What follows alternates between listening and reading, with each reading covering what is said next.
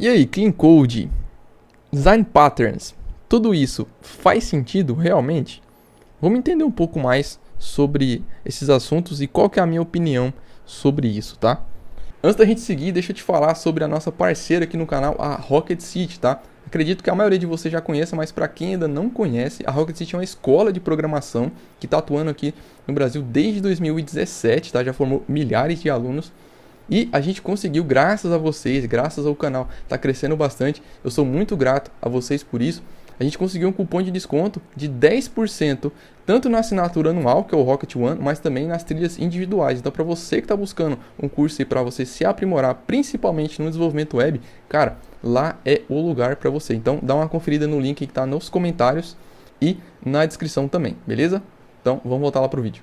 Eu vejo muitas pessoas falarem, né, em redes sociais e etc. o seguinte: o dono da empresa começou o código do projeto o mais rápido possível, sem seguir nada disso, e olha a empresa agora. Então, falando de cases de sucesso ali, né, em startups e etc, tá? Sabe qual que é o problema disso? Cara, eu concordo, tá? Concordo.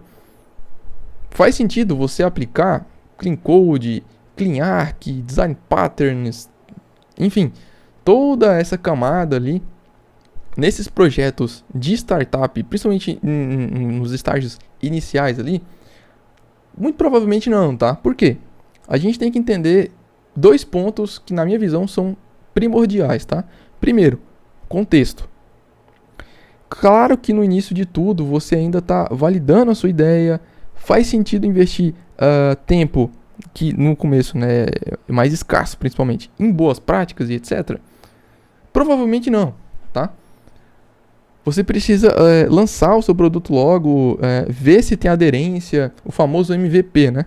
Que é o produto mínimo viável. Segundo ponto, número de pessoas, tamanho do time, tá?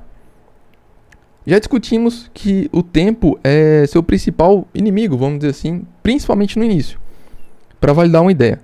Mas ainda temos um agravante, que provavelmente, né, nesses momentos ali, você ou vai estar sozinho desenvolvendo, ou você vai ter um time muito pequeno, tá? Com poucas pessoas. Claro, existem exceções, eu estou falando aqui na média, tá? Por que isso é importante a gente levar em consideração? Se você tem que fazer tudo por conta própria, pensar na ideia, desenhar a solução, até parece que geralmente a gente vai acabar desenhando a solução nesse estágio, né? Mas implementar, lançar, enfim. Cara, e o tempo? Lembra que o tempo ele é escasso nesse momento? Se você criar uma bagunça no código, o código ele ainda vai estar familiar para você, principalmente se você estiver sozinho no time, tá? E ele vai funcionar. E até chegar ao ponto que essa bagunça vai de fato atrapalhar, vai de fato complicar a produtividade, talvez demore um pouco, tá? O problema é que essa conta ela vem. Esse é o ponto mais importante, tá? O problema aqui, até para já adiantar o objetivo desse vídeo, tá? Não é falar sobre certo e errado, mas sim de pró e contra. O que acontece? Quando você cria, por exemplo, aqui eu já estou com uma classe aqui, né? Aqui já, né, a galera que não curte design patterns e etc, já arde um pouco o olho aqui. Por que eu vou criar um adapter do Axios, sendo que eu posso utilizar o Axios direto? Cara, questão de pró e contra, tá? Se você tem um projeto que você tá sozinho, um projeto com um escopo menor, o time é menor, enfim, faz sentido você ter todo esse nível de abstração, de inversão de dependências, de utilização de design patterns, nesse caso aqui o adapter? Talvez não, tá? E tá tudo bem, a gente ainda pode ser amigo, cara. O negócio é o seguinte: é importante você entender esses conceitos para daí saber e escolher quando utilizar e quando não utilizar, tá? Existem projetos que não faz sentido. E realmente, eu concordo com você. Faz sentido aplicar isso aqui em tudo, Júnior? Não, lógico que não, tá? Mas é importante você saber para daí você escolher quando utilizar e quando não utilizar, certo? Exemplo. Eu posso vir aqui, ó, tem um outro... Esse componente aqui, por exemplo, tá? É um componente, estou utilizando o React aqui de exemplo, tá? Então imagina, eu tenho um componente aqui de user list. Se você quiser entender mais detalhes, tem um vídeo onde eu mostro detalhadamente como é que a gente criou isso daqui, quais foram os princípios que a gente utilizou, qual foi a ideia por trás, tá? De separar e tudo isso daqui, e inverter dependência, né? Os design patterns também, enfim, tá? Aqui é um mero exemplo, tá? Imagina que você tem ali uma página que é uma lista de usuários, tá? E você precisa fazer, obviamente, o get desses usuários de alguma API. E você faz esse get, daí exibe, né? Se tiver ninguém, você exibe com a mensagem. Se tiver, você printa ali na tela, né? Renderiza ali na tela o nome e o e-mail desses. Imagina que se você tem uma tabela, né? Dependendo do projeto, dependendo da escala dele, etc., faz sentido todo esse nível de inversão de dependências, de design patterns? Não, tá? Mas aí é que é interessante, que agora eu vou te trazer um novo contexto, tá? Imagina que você trabalha numa empresa maior, uma empresa grande, que existem outros 10 desenvolvedores no seu time, ou talvez até mais, tá? O projeto que você está trabalhando, imagina que é um projeto que está começando agora, tá? Você está participando do início ali. Mas já é um projeto que você sabe que ele vai escalar. Você sabe que ele vai ter uma alta demanda. Como que você e o seu time fariam? Como que vocês planejariam e implementariam esse projeto que você já sabe que vai crescer? Você faria esse tipo de coisa e faria tudo aqui dentro, por exemplo, sem os hooks? Eu poderia, por exemplo, pegar tudo isso daqui, jogar aqui. Então eu tiro o hook daqui, jogo aqui. Aí você não inverteria a dependência, aqui você já chamaria o Axos direto. Então Axos aqui, get e qualquer coisa aqui na URL, qualquer, sei lá, users, qualquer coisa. Você faria esse tipo de coisa aqui num projeto que você sabe que ele vai escalar? Bom, aí de novo, tá certo ou tá errado? Na minha visão, nenhum e nem outro. É questão de pró e contra. Isso aqui, obviamente, vai te dar muito mais agilidade no início, tá? Então é muito mais rápido você criar desse jeito aqui, totalmente acoplado, não separando lógica da parte visual, na parte de renderização ali que vai ser mostrado ali para o seu usuário. Então, isso aqui te traz, obviamente, isso aqui é fato, tá? Você concordando ou não, isso aqui traz no início muito mais produtividade, é muito mais rápido.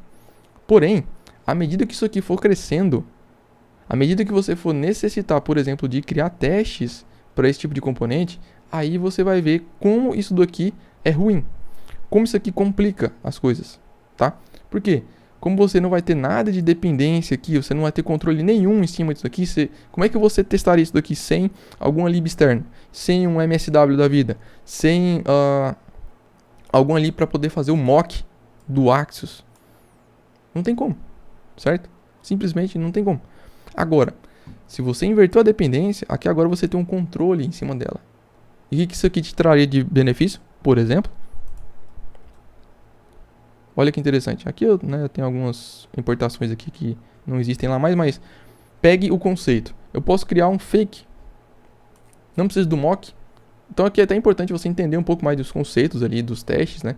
Existem, além do mock, que é o mais famoso, mas existe o stub, o spy e o fake, tá? Existe o dummy também, mas tem muita literatura ali que nem considera o dummy um tipo de test pattern, tá? Mas basicamente aqui eu posso criar um fake. O que é um fake? Ele é basicamente um objeto que imita aquele objeto de produção. Então, em vez de eu passar aqui no teste, em vez de eu passar aquela dependência de produção, que nesse caso aqui seria esse camarada, eu passo um fake, que é um in-memory, tá? E aqui eu tenho um controle em cima dele. Olha que interessante. E aqui eu consigo fazer tudo. Eu consigo fazer teste até de erro. Eu consigo simular erro aqui, ó. Ó, se deu um 500, alguma coisa assim, então eu consigo simular até isso. Como é que como é que o meu hook lá ele vai se comportar quando essa API retornar algum erro específico? Se ela retornar uma mensagem de erro, ele vai printar na tela ou não? Se ele retornar sucesso, eu vou conseguir exibir os usuários ou não? Sem nenhuma dependência de mock, nem nada. Olha que interessante. Entendeu?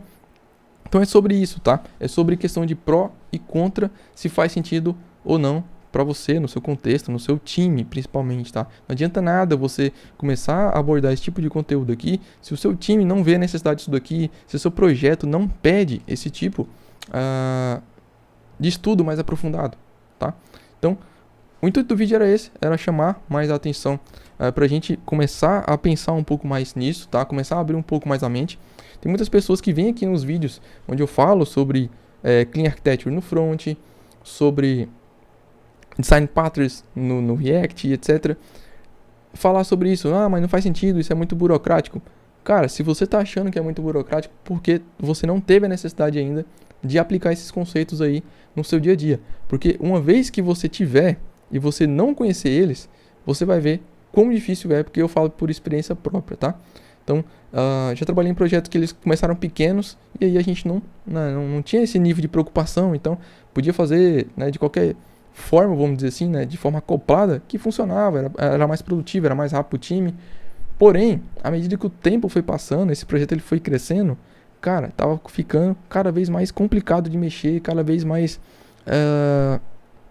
difícil de dar manutenção nesse código, tá? E aí surgiu a necessidade da gente começar a dividir um pouco mais, pensar um pouco mais na solução que a gente estava criando, para daí começar a melhorar tanto a entrega de valor, tá? Que é o mais importante no final do dia, quanto também a experiência de desenvolvimento. Porque nada adianta você entregar um monte de valor lá pro negócio e você ter que passar horas ali passando raiva, né, com um trabalho, com um código que está ruim. Cara, isso é basicamente um dos motivos principais, se não o principal, tá? Na insatisfação do dia a dia ali do desenvolvedor, tá? Então você já parou para pensar nisso? Então é mais sobre isso, tá, galera? Deixa nos comentários aí qual que é a sua visão sobre esse tipo de assunto, tá? Eu quero agradecer de forma muito especial os apoiadores aqui do canal, tá? Que são o Leandro Pedroso e o Vinícius Rosa, tá? Muito obrigado de verdade por vocês apoiarem o trabalho que eu venho fazendo aqui no canal. Vocês são sensacionais. E se você quiser apoiar também o trabalho que eu venho fazendo aqui, considere se tornar um membro do canal, beleza? Muito obrigado mais uma vez por assistir o vídeo até o final. Se inscreve no canal, deixa seu like, seu comentário e até a próxima.